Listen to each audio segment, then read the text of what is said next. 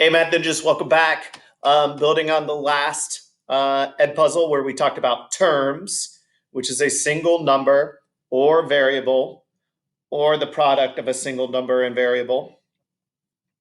And like terms, terms that share the same variable and the same exponent, if we were working with exponents. Okay, so 6n take away 10n, there are two terms, and they are like terms. They share the same variable. So in a way, I'm thinking about this as 6 minus 10, 6 take away 10, and the answer is as simple as a negative 4n. There are more negatives than positive, right? We could think about this as 6n plus a negative 10n, if that's how your brain works and you like that. So you have 6n and a negative 10n more. There's more negatives. So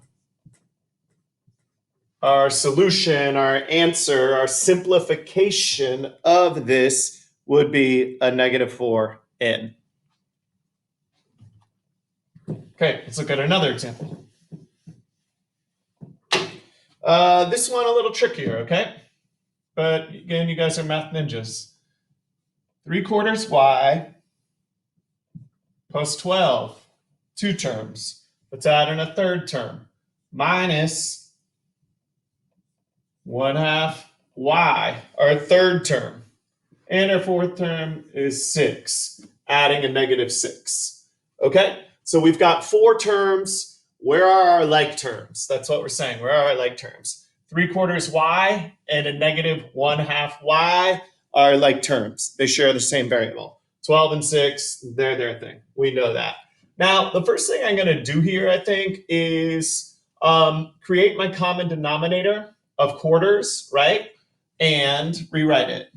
So 3/4 y. The other thing I do is, with everything being addition, there's no multiplication, there's no division, there's no parentheses. So I'm going to rewrite this also to make it easier for myself. So adding that negative 2/4 y. Again, I did 1 multiplied by 2, the denominator 2 multiplied by 2, and that gave me the negative 2/4 y. And then I'm adding in the 12, and I could write it as plus a negative 6. I'm not going to do that. I'm just going to write minus 6, okay? Here it helped me. Okay, I've rewritten the problem. I've simplified the denominators, made common denominators. Now we've got something we can work with. 3/4 y, take away 2/4 y. There's more positives. I've got 1/4 y plus 12, take away 6. More positives is 6 is our final answer. Okay, let's look at a third example.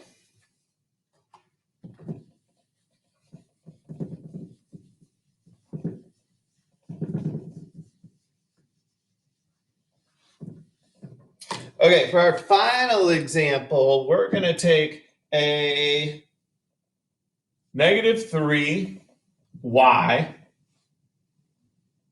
take away 5y, that's our second term, plus 4z, I put the line through the z so it doesn't look like a 2, plus 9z.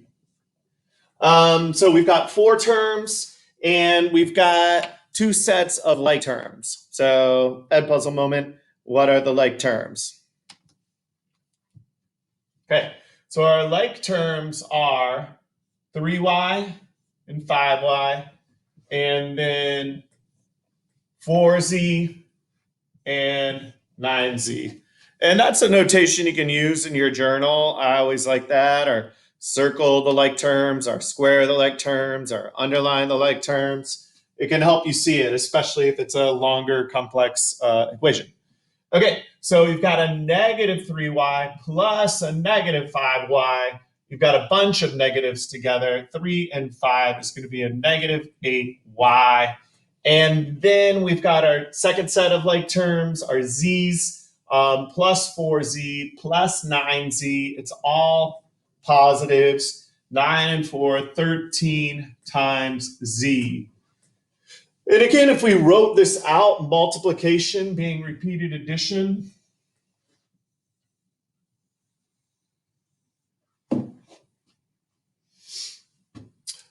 we are talking about z plus z plus z plus z. In other words, 4z, 4 times z is equal to z plus z plus z plus z.